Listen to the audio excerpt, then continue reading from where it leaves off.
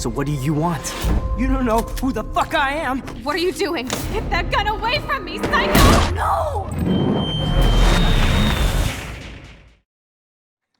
All right, hello everybody.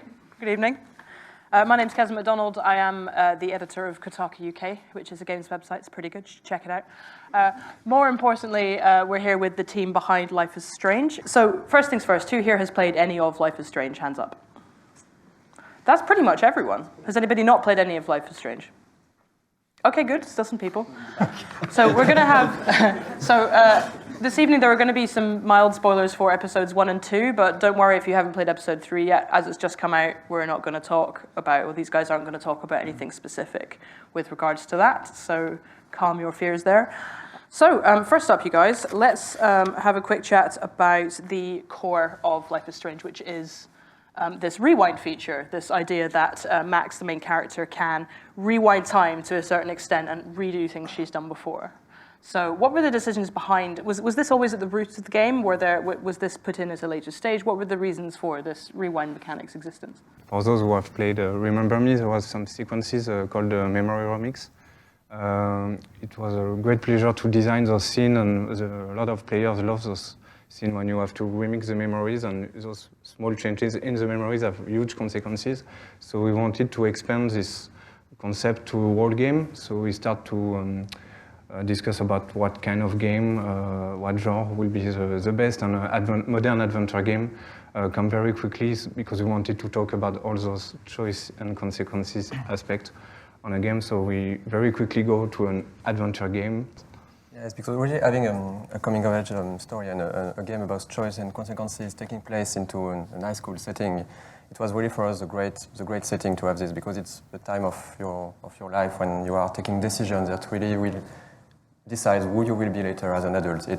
I think that everyone could think that at a point, if we could go back to high school, there would be decisions we could change, and that could change our entire life. Oh, yes. and really, that's the way we decided to create the main character of Maxine Caulfield. We started to create, to think about several possible characters, but quickly, Max was the character that was the most working with the rewind mechanism, with the choice and consequences system. That's why we designed her as a shy teenage girl that still has issues going forward in her life. She has issues taking decisions. She's always questioning her choices, always looking to the past, like the way she's using a Polaroid camera instead of a digital camera. And we really wanted the main character to resonate with the gameplay power, because it's really for us what's important in a video game, that everything is cohesive. When when you really need to have a good blend of characters, gameplay, story, and stuff like that. And even for the other characters, when in Life is Strange we have a various cast of relatable and colorful characters. And at first, when we created them, we started for episode 1 by using known archetypes. It was really our goal to have those archetypes to use as entry points for the players. You know, we have the bullies, the beach girl, the nerd, the jocks, the football players, etc. So really, those characters that you have seen in teen movies, in TV shows, etc. Those were really a good entry points. But really quickly, in the next episode, we are starting to change them, make them evolve, and twist them in a way that will surprise the player. Because, like in real life, nobody is really completely black or white, and we are really playing with these shades of grey for the characters. And those characters really, in Life is Strange, we really wanted to use all those characters to speak about themes that are maybe not always dealt with in video games.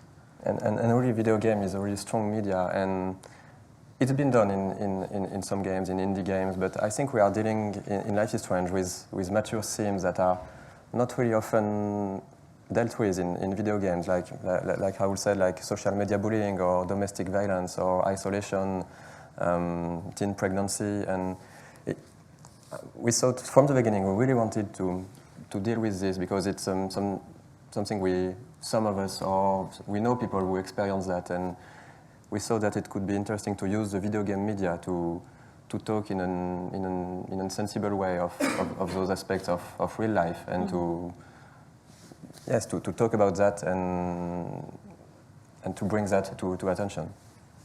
What's interesting for me, obviously you guys are, you're a French studio, and yet the game is set in America, obviously. But then it feels like a lot of the things that are talked about here are things that could happen anywhere, and that happen to most teenagers anywhere, right?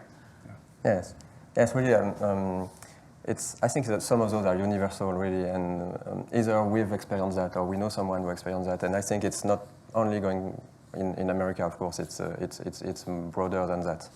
But also, it's a good point you were mentioning that we are a French studio. We didn't want it to make this American game that might not be well done by a French team. So we did really a lot of research, of documentation. We're working with an American writer who lives in San Francisco, and we looked at a lot of news articles and websites and blogs, and to really be sure that we are dealing with those issues in like I said, maybe in a sensible way, and because it's really important to do that right when you're dealing with those kind of subjects. I mean, there is obviously there's a character called Kate who is suffering a lot at school because of something that somebody videoed at a party, essentially. Did you have any trepidation about approaching subjects like that, given that they're things that even teenagers are still coming to grips with, let alone the rest of us? Was there any trepidation about approaching these difficult subjects? Yes, it's not easy to approach that, and we worked hard with our writer, with Christian Divine, to really be sure that we were doing it the right way. And at the end of the game, there is a link that Square Enix and that we did put that can bring the player to a page with links to associations or helps for maybe if some players have the feeling that they are really related to this and they could get maybe help for their. But the way, without spoiling everything of the scene, the way we dealt with this scene is trying to bring a positive message that if you care about a friend, if you care about your friends, you can really help them, and you can maybe sometimes do something and stop a bit of the bullying. And what we really wanted to do also is to show that you're not alone with these kind of problems, and you can discuss about that with your friends. And this is really something we see from the community, which is great to see that there are things they are not alone. A lot of movies or games have helped us also in our life, and I think this is what we wanted to do, just to say you're not alone. You've got some difficulties. A lot of other students have some. Maybe you can just discuss about that.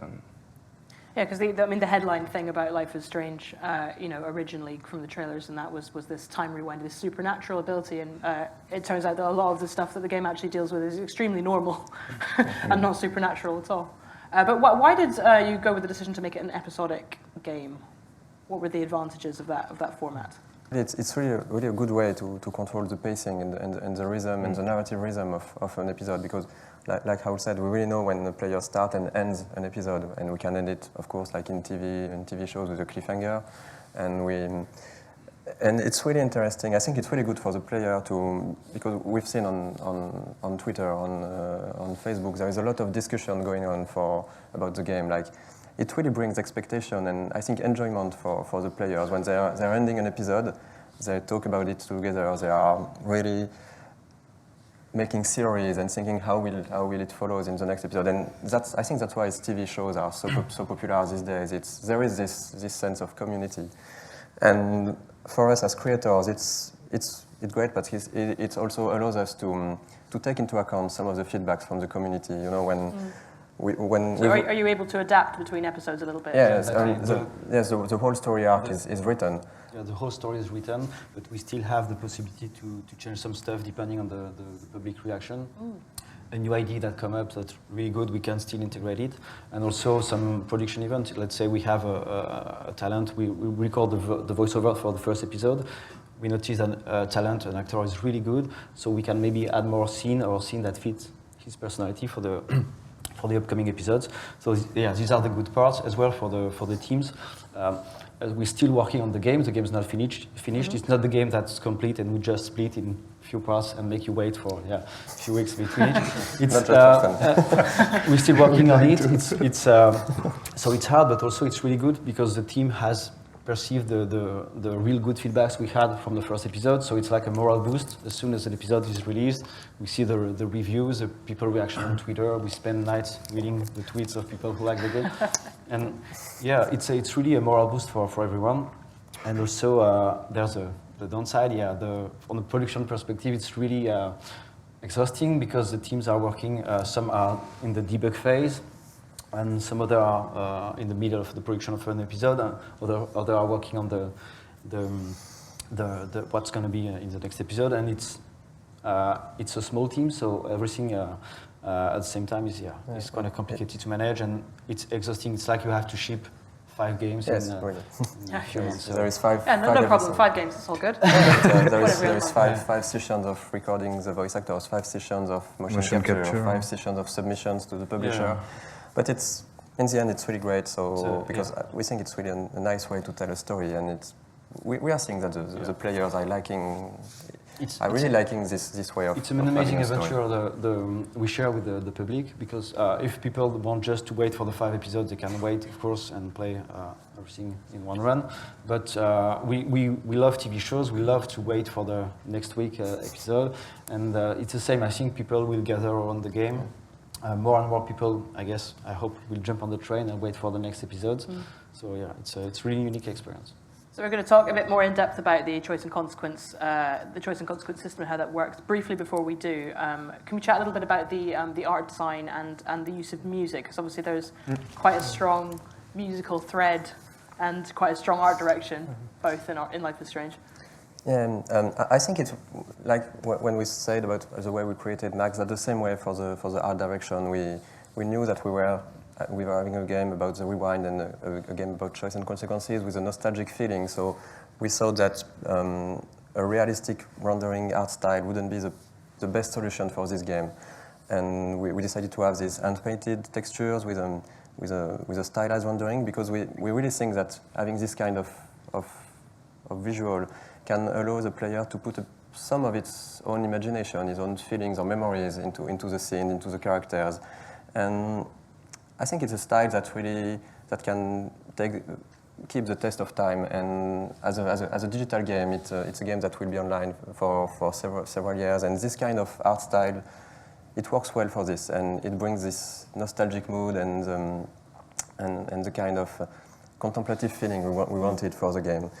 But on top of this stylized rendering, we still have state-of-the-art lighting technology. We really worked hard on the lighting, because the light is something that's really, really important for the mood of the game, for this autumnal feeling, a bit like in a cocoon mood. Sorry. So yeah, that's why we went for this style of visuals, and it's a bit of the same approach for the music, about the nostalgic feeling. And yeah, as you say, for the music, we use a lot of different artists. All these ones, as it happens. Since the beginning of the project, we use a lot of tracks. Even on prototypes scene, we were putting some tracks of artists we like. And one of the artists was Jonathan Morali from the band, a French band, Scene Matters. So we contact him after we contact Square. Square allows us to contact him to ask if it will be okay if we use some tracks of Scene Matters band. This is the tracks you can hear, for example, in the corridor at the beginning of the game when Max is putting our headphones, or at the end of episode 1. And as we talk with him, it was a great pleasure for us to see that he loves the project. He loves the project. And he's a huge gamer. Yeah, he's a huge gamer. He's a huge Souls gamer. Yeah, Bloodborne. And so he wanted to be a part of the game itself. So we asked him if he wanted to do the score. So all the score of the game is done by him himself, because he's the head of the Scene Matters project. So we got on this on one side this score with a very, like you say, a nostalgic feeling and this autumnal feeling we wanted to keep, but also more dark scenes you can see in the next episodes. And having those licensed tracks, we really wanted to push to have some artists like this we like, and those kind of licensed tracks tell a lot about the characters also, because Chloe won't listen to the same music as Max or even Rachel. So this is really something we wanted to have. The fact that in a game the interactive aspect is really something unique. So we use a lot of layers on those songs to, for example, if you sit on a fountain, you will add we will add some layers to the music to be able to give rewards to the player who will take his time. Also, you can play some guitar when you play a song in your bedroom. You can play some guitar on top of this song, and it will be. So this is this kind of small details we wanted to add for the music and the sound design. So. Yeah, there's a line, not spoilers. There's a line in episode 3 where Max is like, you're down when you don't care about music. Which, yeah, obviously this game cares about music. And Exactly. there's also we are using the music in the game in some way. Like for example, there was this scene in episode 1 when Chloe asks Max to put a CD in the hi-fi. So at first the music is coming from the speakers in the room, but as soon as you exit the room and explore Chloe's house, the same music starts to be the score and to follow Max around in a way that brings this nostalgic feeling to the whole scene. So we can really use, and we're using the music in the game to really bring another narrative layer to the whole game. So we're going to dive a bit deeper into how the choice and consequence system works now. But first, we have the story of what the game was originally, and we have some very early materials from the design docs and other stuff that's all quite interesting. So I will leave you guys to talk through that. Yeah, for the title. Yeah, so What If was the code name of the game when we started working on the project. And of course, when we signed the project with Square, we knew that we needed to find another title, because at this moment there was a movie with Daniel Radcliffe, I think, that was just coming out with the same title, What If, and our previous game was already a movie with Robert Pattinson, so we thought that it could be cool to have a new title. And Life is Strange was our idea for the title of the first episode of the game, but when we talked about it with Square, we saw that really it could be a great name for the whole series, because it's what Life is Strange is about. It's about life and about real life issues, and this is a title that really sums up the ideas of the game and could work for other seasons and for a series as a whole. We have kind of like a lot of major choices, and actually, for example, one of them, this is a bit of a graph where you can see in the first episode when you're chilling out with Chloe, stepdad comes in, David, you actually can do a lot of different things there. So you can hide in the closet, you cannot hide on the closet. If you hide in the closet, you can, when David comes in and find the weed, you can go out and actually, take the blame, or you can let Chloe take the blame. And of course, that actually plays in a future episode on how actually you relate to Chloe, if she's still nice with you, or you actually went and come and defend her. So this flowchart, there are 4 different outcomes from the same scene, essentially, but they all lead to the same conclusion. Exactly. So we actually, after this, they all go to the cliff. But of course, what happened in this room is actually plays later on. So how you behave, how your relationship with David and your relationship with Chloe will affect future decisions and future episodes. So, and actually, I'm going to explain something a bit more complex, which is Kate's scene on episode 2. We got. This is a spoiler if you haven't played episode 2. So sorry for that. Sorry. Kate's scene. We get to a point of the relationship between Chloe and Kate when Chloe goes up on the roof and she finds Kate that's about to jump. So I'm going to explain a bit how that works in terms of complexity.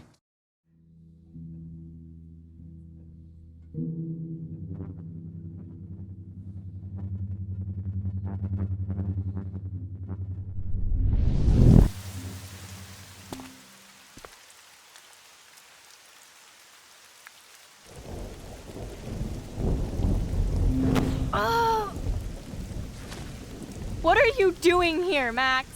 Stop! Don't come near me! Not now. It won't work.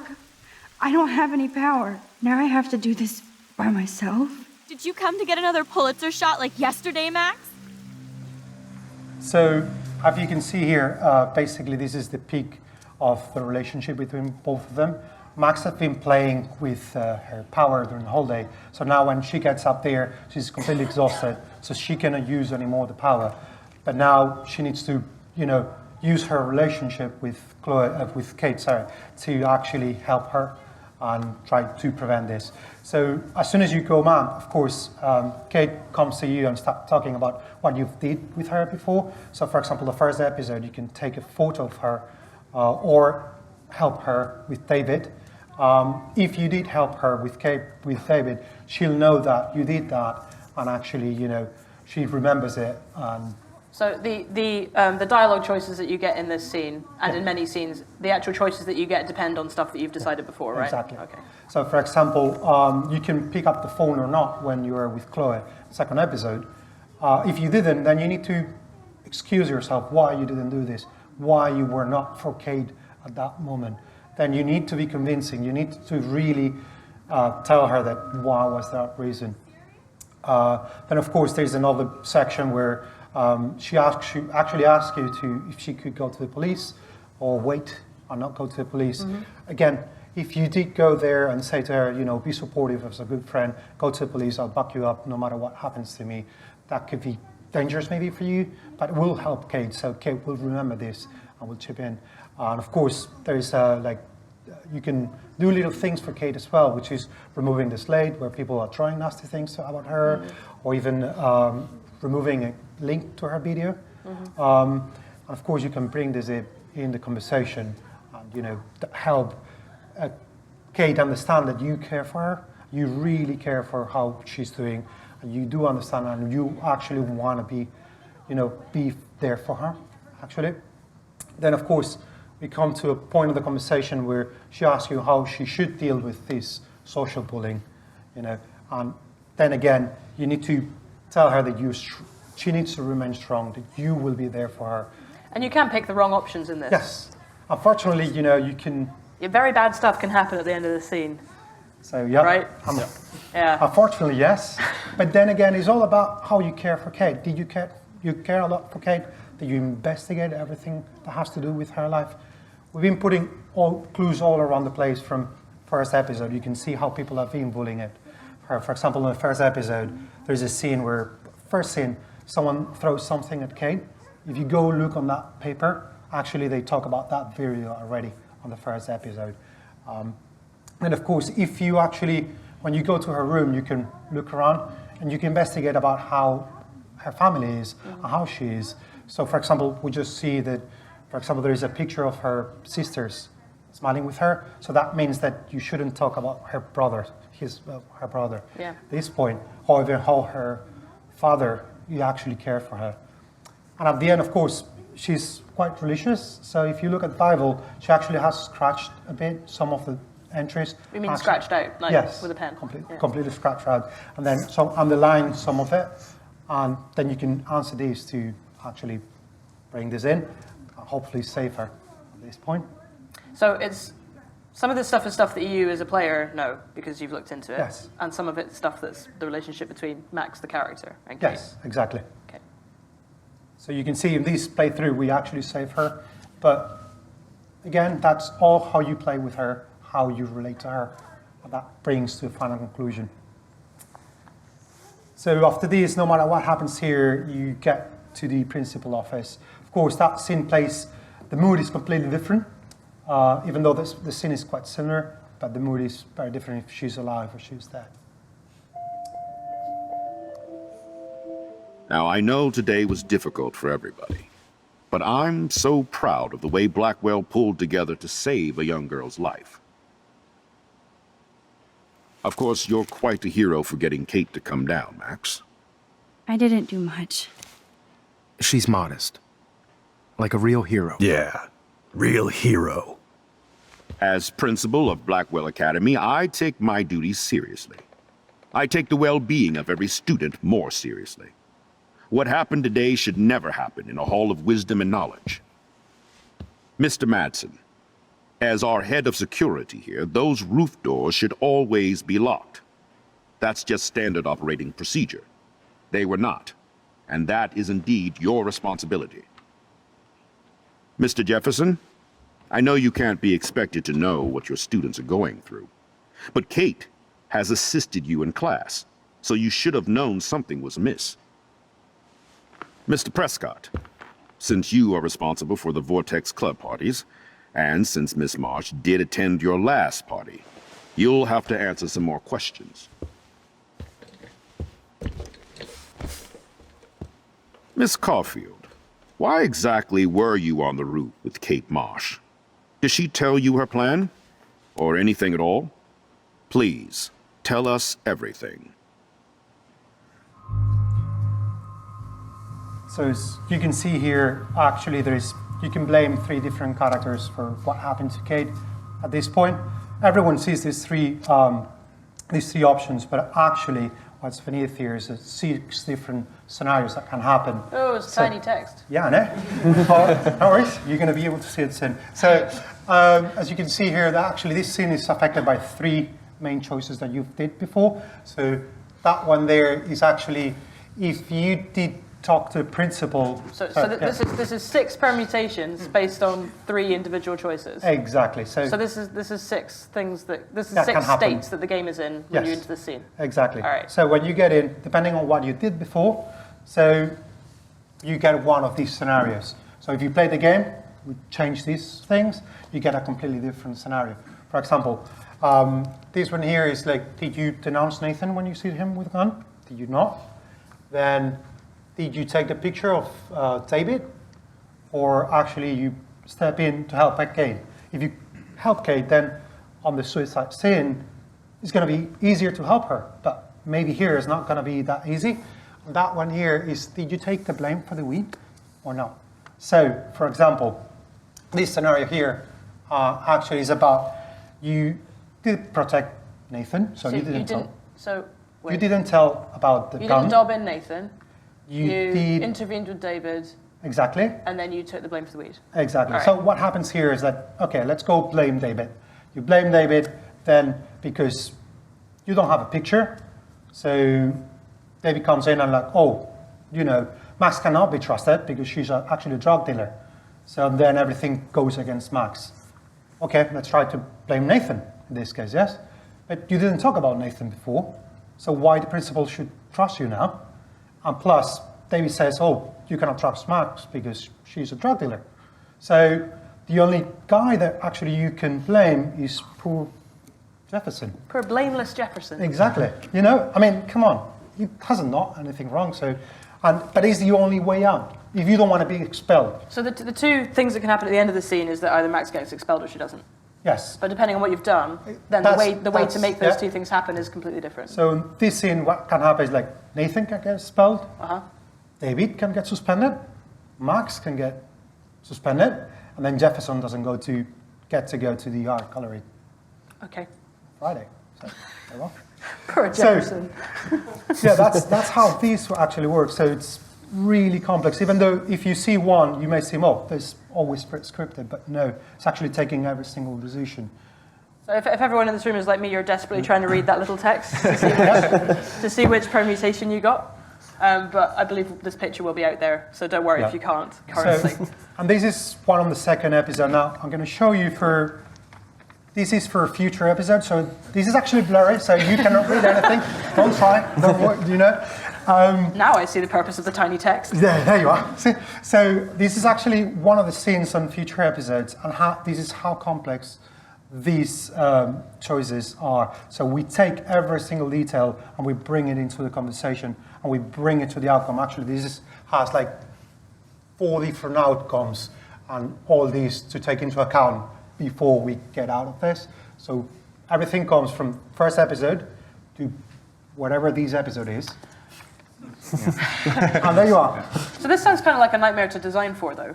Is it? Or have you found elegant? All right. It is. But how do you write around this? Like, what can you do to make all of this still make sense, even if there are 25 Yeah, the idea was we began with a small amount of choices, and on each episode we had some, so okay, the tree is growing. But yeah, this is the whole idea of this game. We wanted really to have those small consequences aspect, and of course the long-term consequences that you can't expect. So the small-term consequences, as Alejandro talked about in the principle, you see, okay, this one is fired,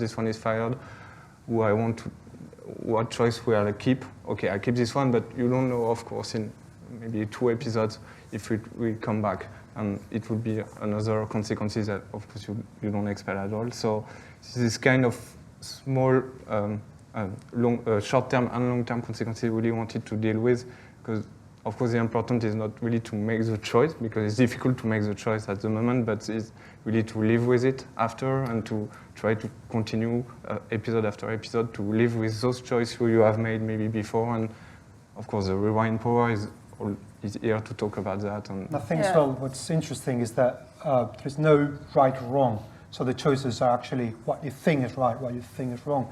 There's no right or wrong in reality. There's no correct answer to exactly. each choice. So, you know, what could be good for now for me may be really bad for me in the future, or vice versa, you know. So that's what we always try to bring to any single choice that we design. So not right answers. There's never a right answer. Yeah. And yes, actually, it's I think one of the main themes of the game is that at a point you have to accept your choices, to accept fate, and to live with it. And there is no perfect walkthrough in the game, like there is no perfect walkthrough in life. So that's really one of the main idea behind this game. And yes, it's really hard to work on all these choices, because in the game, when you're playing the game, you've seen this small butterfly on the top left corner. Every time you see this butterfly, it means that you've made the decisions that will impact your story at a point. So, and we are not lying. We are really using all those moments to change the game later, and it can be like you said, some really big changes, like some different characters, someone dying, but it's also really a lot of smaller consequences, like getting a text message, having new lines in the dialogue, characters reacting to Max in a different way, receiving emails, characters who dress differently, a change in environment, and so on. We are really, every time in the game, bringing your choices into the game. So this is really, you're playing a story that you really created based on what you did in the game.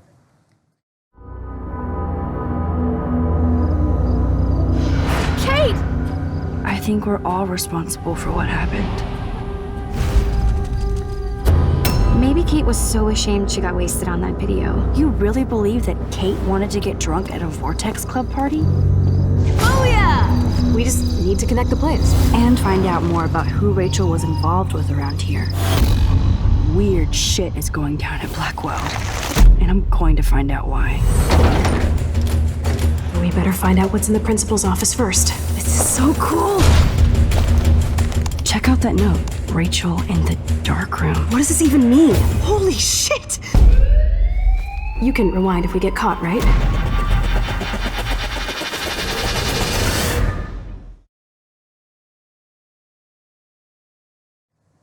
Okay, well, thank you very much to these lovely gentlemen. Let's give them a Thank large you. round of applause, please. Thank you.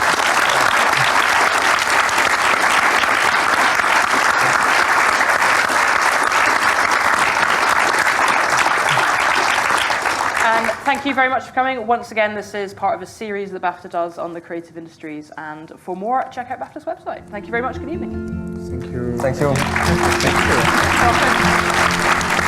Welcome.